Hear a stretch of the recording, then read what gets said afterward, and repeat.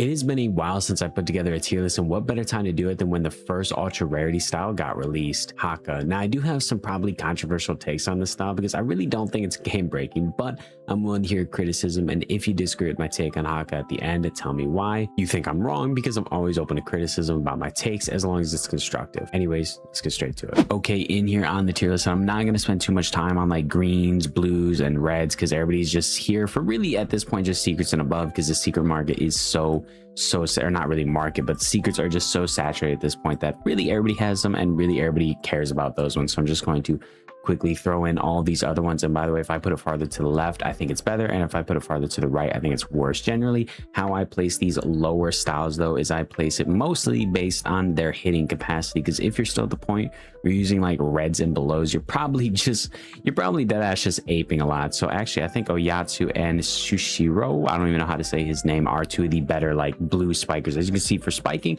they have really good stats, especially this one who has like that max jump, and this one you can even probably argue that one up a bit as well, but I don't really have him in there.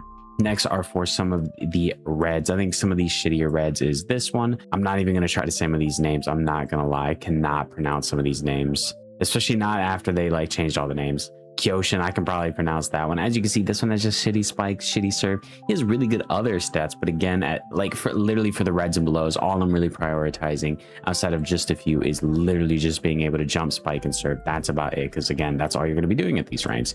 And I think there's like a better version. Like this one has a better version of like that libero slash setter. Same with this one, there's a better libero slash setter in the reds, and this one there's like 3 other better hitters than this guy right there. He doesn't have max jump or max spike, so it's just kind of like eh.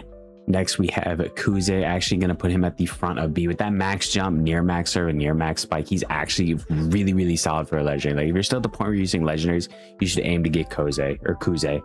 Next is Asmi. Again, he doesn't quite have that at like the same as Kuze. He doesn't have that max jump, but he does have a pretty solid jump and slightly higher in the spike and serve, so it kind of like balances out a bit, but jump is still like the single most important stat for a spiker. After Koze, it's probably Ushikai. I remember when Ushikai was so insane. Ushikai Ushima at that time used to be deadass like one of the best styles in the game, just in general, if not the best style in the game. Like this character had an insane peak that I think like a lot of people don't even remember. That's back when it was named Haiku Legends. Oh my god.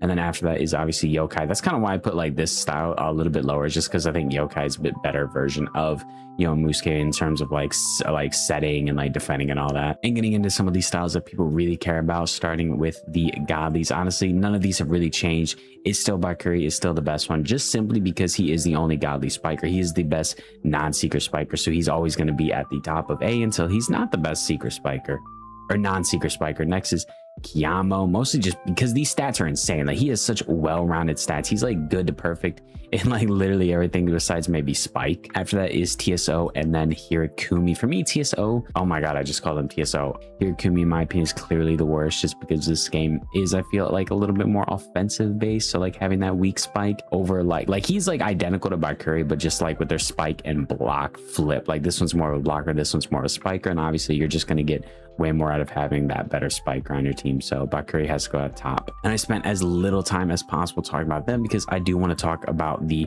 secrets a little more. And at the worst secret is obviously, as we know, Yogen. I think Yogen dethroned Kusuki as the worst secret in the game. He doesn't really even have a secret ability. The whole max stats thing is a cool like concept, but it also kind of feels a little lazy. I think they could have done way more with like an angry spiker. Like maybe you charge up the bar and then get like spikes that like knock opponents down. I think that would have been a way better concept than what we got for Yogen. Yogen is not really good in any other mode in 2s, and even in 2s there's so many other better styles than Yogen as well that it's just like there's never really a point in using Yogen over like TSO or the twins or now Haka if you want that like well-rounder.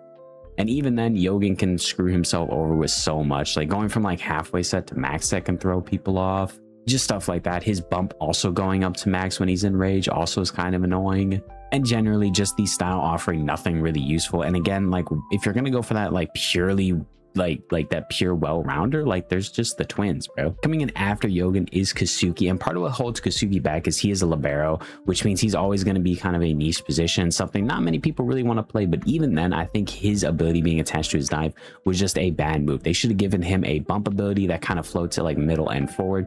I think that would have made him so much better than what we have right now, just partly because diving is just not a great mechanic in this game. First of all, if he dives serves, you're going to be wrecking it all the way at the back of the court. Second of all, it can kind of be hard to hit his serves on like console because you're like controlling with WASD instead of like a joystick or your thumb like on mobile. And third, you can kind of miss your dive a lot. I understand this might just like literally be a skill issue, and I understand like, oh, look at his stats are so good. But again, so like that's a little bit misleading. And I think like when we look at like styles like Yogan or the twins, who also aren't insanely overpowered anymore, just purely having great stats and not a good ability is not enough. You need a good ability with also a lot of utility. Now, Kasuki does get a little better in the higher up game modes you go, specifically probably like 6s and maybe 4s if you want to sacrifice like a third hitter.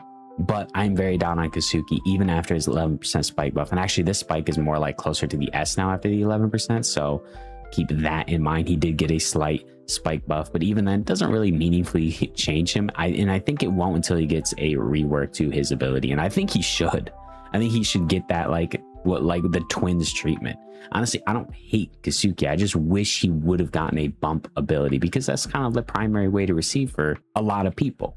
After Kasuki is timeskip Okazu. Timeskip Okazu is really good at what he does. He's really good in 2s and nothing else.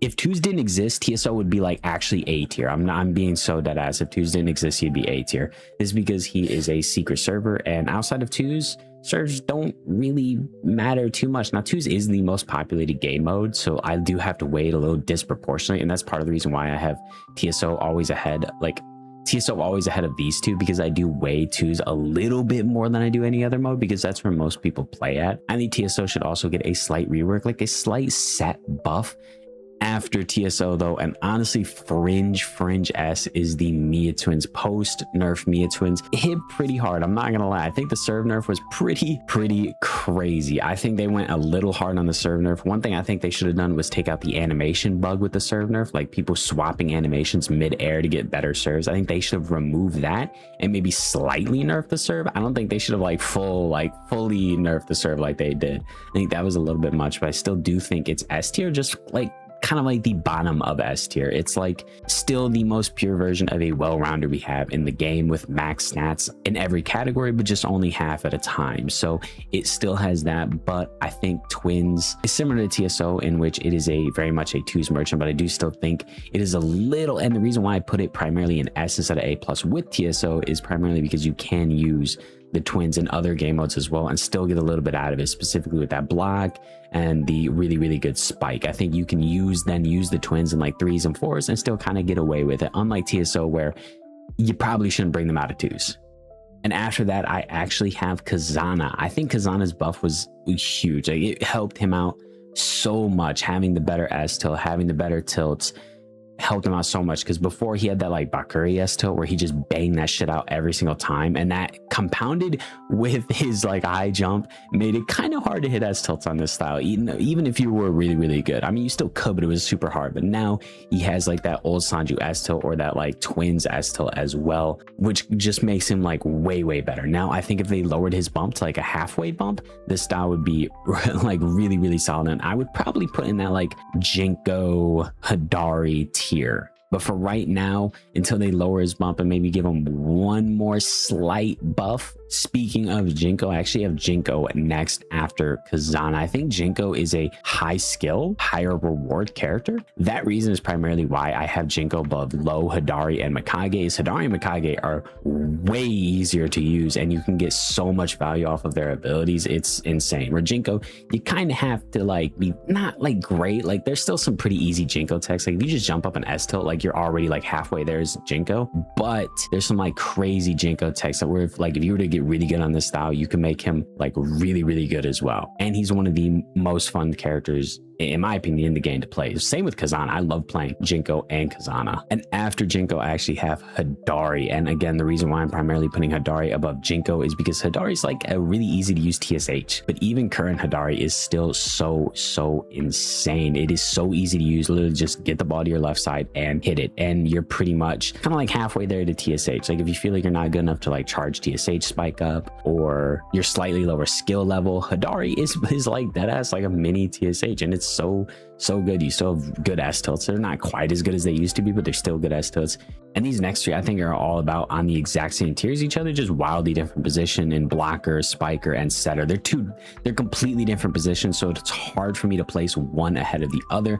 I'm going to throw in Mikage next. Let me throw in Mikage. There we go. Now Mikage, I actually slept on this style for the longest time. Like I put him a little lower than I probably should have, despite him being more than likely the best 6v6 character, really dominant in fours, and in the lower ranks, especially good in every other game mode. And now with ones out, I think that for me has also pushed Mikage even farther up, is because he is so good in 1v1s when you get that block ability. And he does probably have maybe like just the single best ability while being very limited. Like it takes you a bit to charge it and then you have 3 blocks with it and then it's out. That is because it is a really strong ability. It's like they hit this block and it just goes straight to the floor. You can use the block to tip. You can use the block to literally reach to their side of the net and just smack it down. And again, Mikage is a style like Hidari that takes like relatively low skill. Like you can genuinely have a rock in your head and use Mikage effectively. Next is Sanju, and I'm going to throw him up there next Mikage because like I said, I think they're on the same tier. Sanju has been for the longest time just one of the best styles in the game. It's so hard to beat his tilt mechanic, just having the buffed S tilts, being able to tilt, just being able to hit spikes that nobody else really can, and to send it at like to the floor faster than really anybody can, and it also being sort of like Jinko in the sense that he's solid in anybody's hands, but the better you get, the better he also becomes, and just the more you can start to do with him. Like it's dead ass just the spiker you can never go wrong with picking. It's like white bread, but like it's just like you can't ever go wrong with it, and it's always in the game. Like it's like the most basic shit in the world, you know. Like Sanju's really basic. Like I said, it's like the white bread of like styles in this game.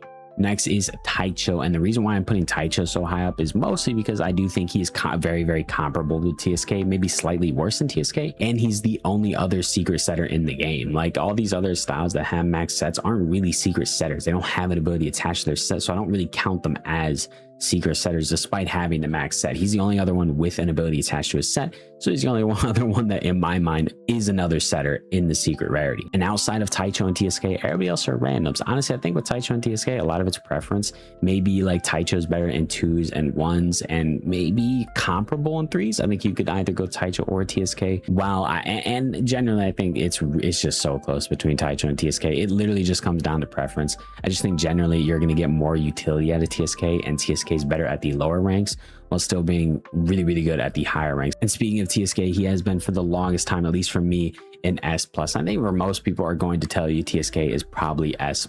And with the S+, what I'm doing is in my opinion, the best setter, the best spiker, and the best well-rounder. So you probably already know the other two. TSH is definitely the best header, TSK is definitely the best setter, and Haka, in my opinion, is the best well-rounder. TSK mostly because it's been so hard for them to create anything that's even comparable to TSK in terms of setting. When TSK got released, I definitely think he completely changed this game. You just had to be around for it to understand it. Like before TSK was a thing, nobody was fucking setting. Sanju was the meta setter, and Sanju was the meta setter in like leagues and shit. That's where we were at. And then TSK came along and just literally changed the game and how people play it, especially in like organized play or like higher modes. TSK genuinely changed the game when he dropped, and still to this day is probably the best setter and most used setter in like higher ranks and like more organized stuff like that. So for the S+ spiker, in my opinion, is TSH. He has so much utility. When you just think about like he's like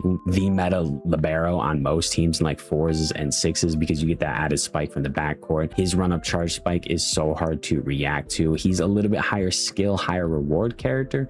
Like I said, he's like harder to use Hidari with just more upside to him as well. But TSH is genuinely insane while also having I believe slightly bumped S tilt to his like super spike. But obviously, like most teams, most really good teams are going to have a TSH somewhere, whether it be at spiker, at libero, just literally somewhere. And lastly, the newest style and first ultra rarity is Haka. I think Haka is on the same tier as THH and TSK in terms of just being a well-rounder. Obviously, he has the best pure stats in the game. He has an incredible bump, a good dive, max jump, good serve, max set, really good speed, and decent enough spike. His only bad stat is literally block. That's his only negative. And then he has a pretty strong ability that is also really easy to charge. And I think base Haka, like with just one clone, is probably like mid S, but with both clones I definitely think like just the amount you can do and the misdirection you can do does push him into S plus. And I see a lot of people saying that this is like the downfall of the fucking game. This is so dumb, this is so overpowered. And I see other people saying no, it's really not, it's going to be easy to wreck, stuff like that. Generally, I don't think this is the end of the game. I think I see where a lot of people are coming from, but I think a lot of people's complaints with this style where some are valid and some are not. The ones that I do really agree with are that it is a little bit silly. It is a little bit out there for a style. If you look at all the other like styles, especially the secret ones, a lot of them look like exaggerated versions of what can already be performed in volleyball. Like there's already people who can like dive pretty far. So you do Kasuki, which is like just like an exaggerated version of someone who can dive really far. Or you go like someone who's really good at blocking. You go Mikage. Obviously nobody in real life has fucking ghost arms, but it's just an exaggerated form of that. TSO, obviously there's very few people who can like consistently knock people down with their serves, but it's just like an exaggerated thing that already kind of exists. And then you go Haka and it's like, who can clone themselves? Like that's not even really feasible. So in that regard, I do see like people's complaint where it is a little silly. Now, I also see some people saying like, oh, this is like some shit Crollo would do. No, it's not. Like Crollo is making styles that have cutscenes. Your moves come back based on like a timer that you don't really have to do anything for. And then you click one button and you win. And then an ultimate where you click and like, you just click one button and you score a point. So in that regard, Haka's nowhere near some shit Crollo would have cooked up. That I think is just not a fair take to say, but I do understand it being really silly, really out there. And I do also understand some people, especially people who are free to play, might struggle to get Haka. But